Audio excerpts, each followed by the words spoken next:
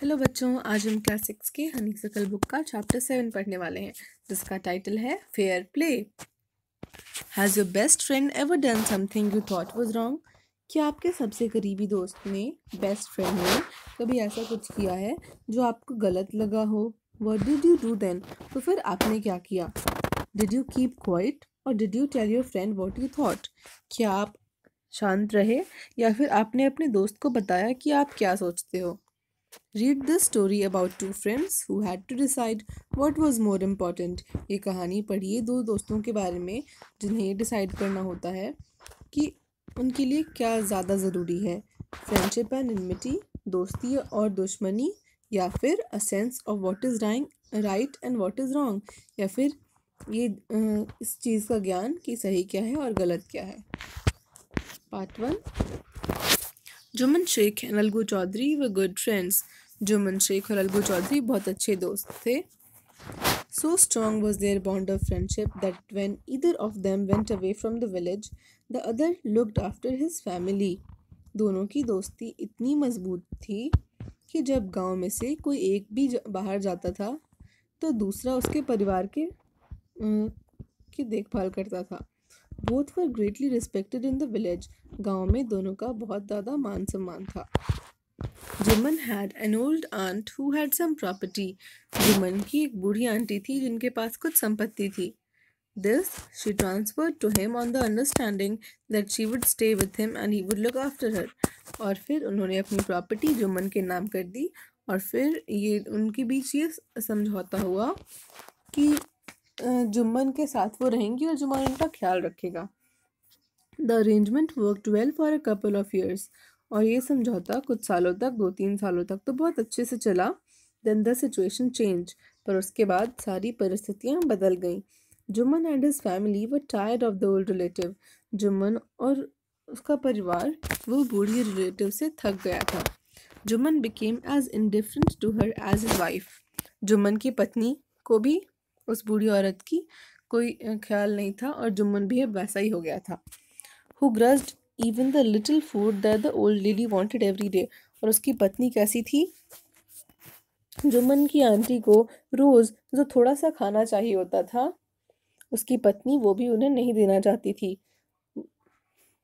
She swallowed these insults along with her food for a few months, but patience has its limits. उन्होंने अपनी बेइज्जतियां सही अपने खाने के साथ कुछ महीनों तक, पर सहन शक्ति ने जवाब दे दिया। उसकी भी सीमाएं थीं, वो कितना सहती। One day she spoke to Jumman. एक दिन उन्होंने जुम्मन से बात की।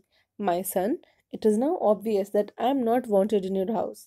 मेरे बेटे, ये बात तो अब साफ है कि लोग मुझे नहीं पसंद करते तुम्हारे घर में। Kindly give me a monthly allowance so that I can set up a separate kitchen. तुम हर महीने मुझे कुछ पेमेंट दे दिया करो ताकि मैं अपना एक अलग किचन सेटअप कर सकूं और अपना खाना बनाकर वहाँ खुद से अकेले रहूं, तुम लोगों को परेशान ना करो।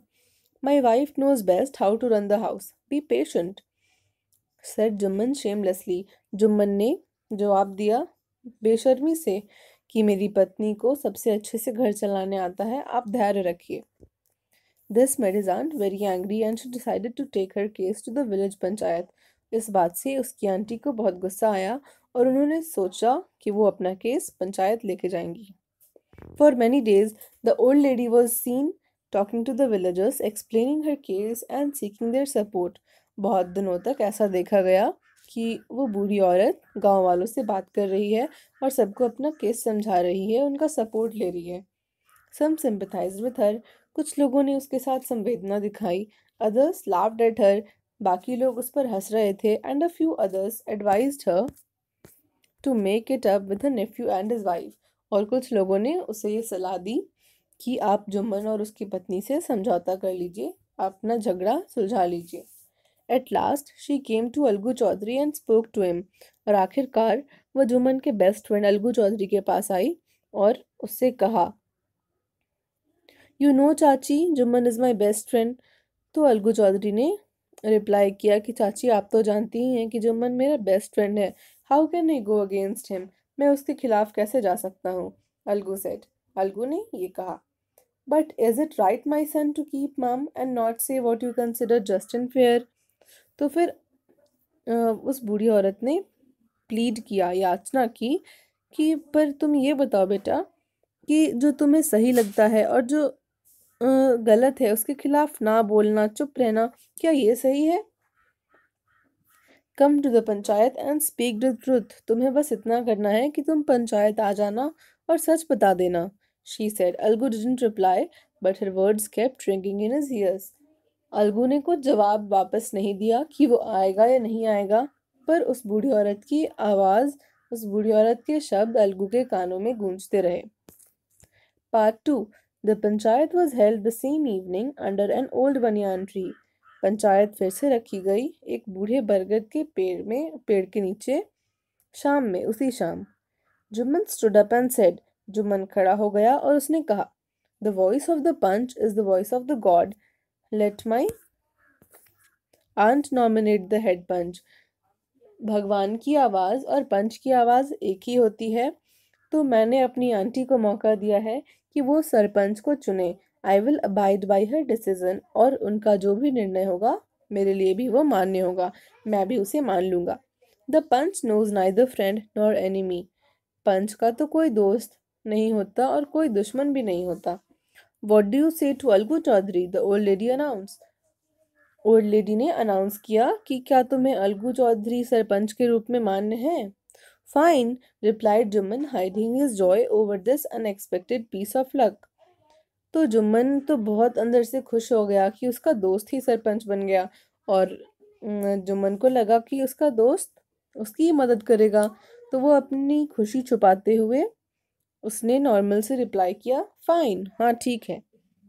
चाची, you are aware of my friendship with Jumman, said Algu. Algu ने कहा, चाची आपको पता है ना कि जुम्मन मेरा बहुत अच्छा दोस्त है। I know that, replied the aunt. Aunty ने कहा, हाँ मुझे वो पता है, but I also know that you will not kill your conscience for the sake of friendship. पर मुझे ये भी पता है कि तुम सही गलत के ज्ञान को अपनी दोस्ती के लिए नहीं मारोगे। God lives in the heart of the panch and his voice is the voice of the God. भगवान पंच के दिल में रहते हैं और उसकी आवाज़ ही भगवान की आवाज़ होती है। And the old lady explain her case. और फिर उस बूढ़ी औरत ने सभी के सामने अपना केस समझाया।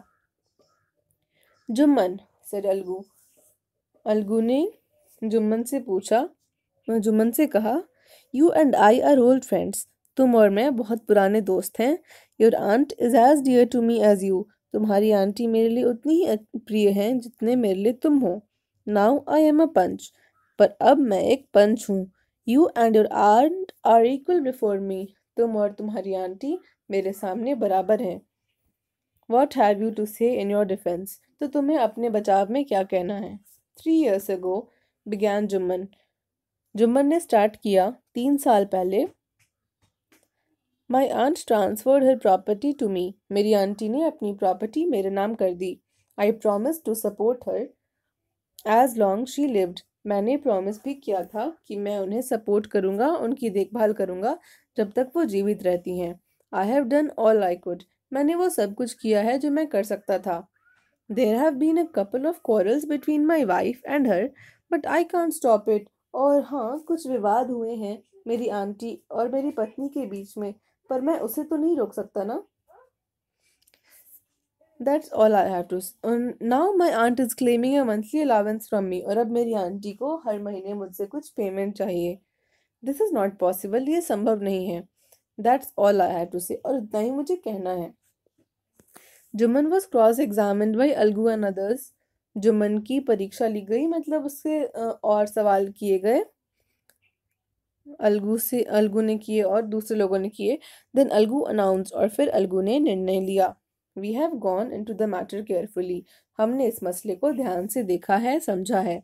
इन our opinion, Jumman must pay his aunt a monthly allowance or else the property goes back to her. तो हमारे ओपिनियन में जुम्मन को अपनी आंटी को हर महीने कुछ पेमेंट देनी होगी, और अगर वो ऐसा नहीं करेगा तो उनकी प्रॉपर्टी वापस आंटी के पास चली जाएंगी। Now the two friends were seldom seen together. और अब इस पंचायत के बाद से उन दोनों दोस्तों को एक साथ बहुत कम देखा जाता था। The bond of friendship between them was broken. उनके बीच जो दोस्ती का गहरा रिश्ता था वो टूट चुका था। In fact Jumman was Algu's enemy and wanted his revenge. और अब तो जुम्मन अलगू का दुश्मन था और अपना बदला लेना चाहता था। Part 3। Days passed, and as ill luck would have it, Algu Chaudhary found himself in a tight spot. दिन बीतते गए और जैसे कि बुरी किस्मत सबके पास जाती है, अलगू चौधरी ने खुद को मुसीबत में पाया। One of his fine pair of bullocks died. उसके दो बैलों में से एक बैल मर गया। And he sold the other to समझू Sahu, a cart driver of the village. और उसने दूसरा बैल समझू साहू को बेच दिया, जो बैलगाड़ी चालक था गांव का। The understanding was that Sahu would pay the price of the bullock in a month's time. और उनके बीच ये समझौता हुआ कि साहू उस बैल के पैसे 1 महीने के टाइम में देगा। It so happened that the bullock died with in a month. और ऐसा हो गया कि बैल 1 महीने के अंदर ही मर गया। Several months after the bullock's death, Algu reminded Sahu of the money he hadn't yet paid. और उस बुलॉक के डेथ के बहुत महीनों बाद अलगू ने साहू को याद दिलाया कि उसने अभी तक उस बैल के पैसे नहीं दिए। Sahu got very annoyed. Sahu को बहुत गुस्सा आ गया। I can't pay you a penny for the wretched beast you sold me. मैं तुम्हें 1 कौड़ी नहीं दे सकता उस मनहूस जानवर के लिए जो तुमने मुझे बेचा था। He bought us nothing but ruin. उसने हमारे जीवन में कुछ भी अच्छा नहीं किया, हमें सिर्फ बर्बाद किया है। I have a bullock. मेरे पास एक बैल है। Use it for a month and then return it to me. तुम उसे 1 महीने के लिए यूज कर सकते हो और फिर मुझे लौटा देना। No money for the dead bullock, he said angrily.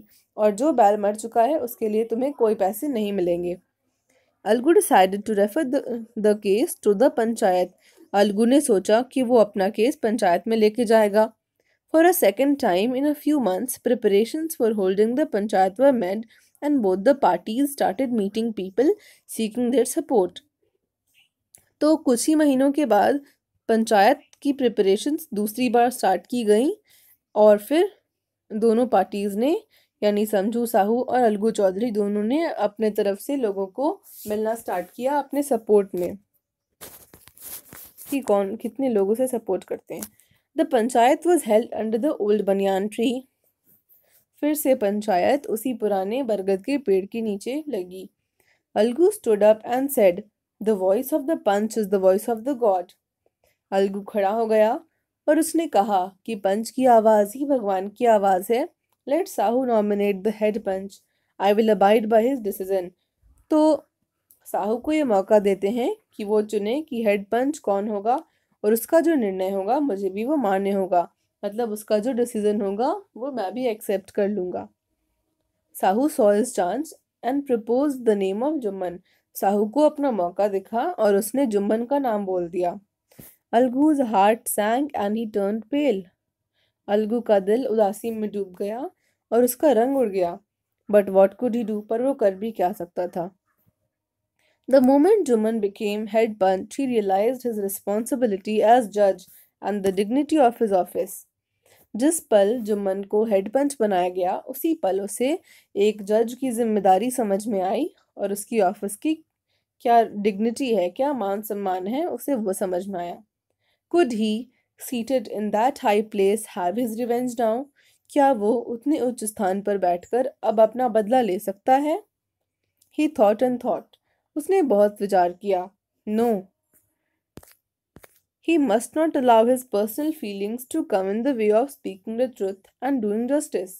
फिर उसने सोचा नहीं, मुझे ऐसा नहीं करना चाहिए, अपनी पर्सनल फीलिंग्स को न्याय और सच बोलने के रास्ते में नहीं आना देना चाहिए। Both Algu and Sahu stated their cases. दोनों अलगू और साहू ने अपने अपने केस समझाए। They were cross examined and the case was considered deeply. उनकी पूछताछ अच्छे से हुई और फिर केस को गहराई से सोचा गया। Then Jumman stood up and announced. फिर जुम्मन खड़ा हो गया और उसने अनाउंसमेंट की, it is our opinion that Sahu should pay Algu the price of the bullock. हमारे हिसाब से साहू को अलगू को पैसे दे देने चाहिए बुलॉक के। When Sahu bought the bullock, क्योंकि जब साहू ने बैल खरीदा था तब उसके पास कोई भी बीमारी या फिर कोई भी डिसेबिलिटी नहीं थी। The death of the bullock was unfortunate. हाँ, उस बैल की मौत बुरी किस्मती थी, पर बट अलगू के not be blamed for it. पर अलगू को उसके लिए दोष नहीं दिया जा सकता। Algu could not contain his feelings. Algu अपने भाव रोक नहीं पाया। He stood up and said loudly over and over again. वो खड़ा हो गया और उसने बार बार जोर जोर से बोलना स्टार्ट किया।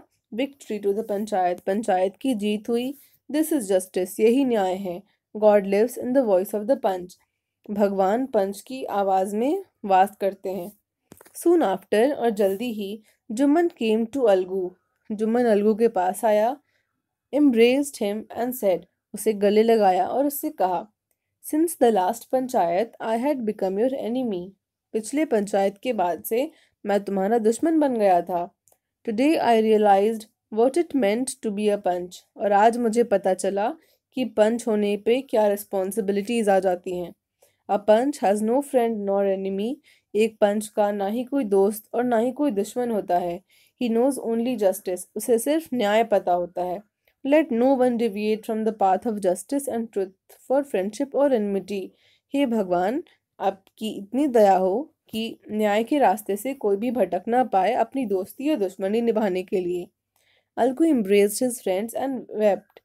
अलगू ने अपने दोस्त को गले लगाया और फिर उसकी आंखों से भी आंसू आ गए। And his tears washed away all the dirt of misunderstanding between them। और उनके बीच जो भी गलतफहमी की धूल थी वो अलगू के आंसुओं से धुल गई। ये कहानी प्रेमचंद ने लिखी है और इसे हमारी बुक में रीटोल्ड किया गया है, दोबारा से बताया गया है। यहाँ कुछ क्वेश्चंस हैं। Match the sentences under 1 with those under 2। यहाँ दो कॉलम्स है 1 और 2 और हमें कॉलम 1 के सेंटेंसेस को कॉलम 2 के सेंटेंसेस से मैच कराना है। तो ये आप खुद से करेंगे। क्वेश्चन 2 है who says this to whom and why. किसने किससे कहा और क्यों कहा, ये भी आप खुद से करेंगे। Answer the following questions. Then the situation changed, what is being referred to. और फिर परिस्थितियां बदल गईं, यहाँ किस बारे में बात हो रही है। तो 2-3 सालों तक जुम्मन ने अपनी आंटी की अच्छे से देखभाल की थी और उसके बाद परिस्थितियां बदल गई थी, ये उसके बारे में बात हो रही है। इस क्वेश्चन का आंसर पैराग्राफ 2 में था। When Jumman's aunt realized that she was not welcome in his house, what arrangement did she suggest? जब जुम्मन की आंटी को रियलाइज हुआ कि उसके घर में वेलकम नहीं किया जा रहा है तो उन्होंने क्या अरेंजमेंट सजेस्ट किया। इसका आंसर पैराग्राफ 3 में है। उन्होंने कहा था कि तुम मुझे हर महीने कुछ पेमेंट दे देना ताकि मैं अपना अलग किचन सेटअप कर सकूं। Question 3, What was the villagers' reaction when the aunt explained her case to them? गांव वालों का रिएक्शन क्या था जब आंटी ने अपना केस उन लोगों को समझाया। तो कुछ लोगों ने सहानुभूति दिखाई थी, कुछ लोग उस पर हंस रहे थे और कुछ लोगों ने जुम्मन और उसकी पत्नी से समझौता करने को कहा था। इसका आंसर पैराग्राफ 4 में है।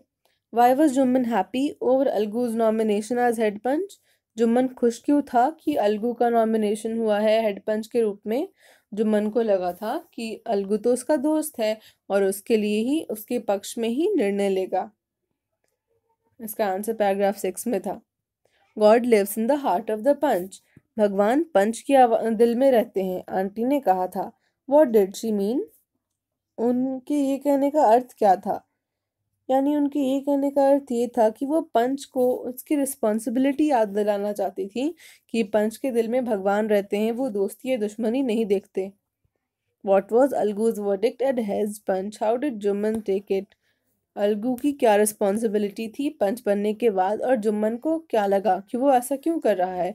इसका आंसर पैराग्राफ 7-8 में है। Algu found himself in a tight spot.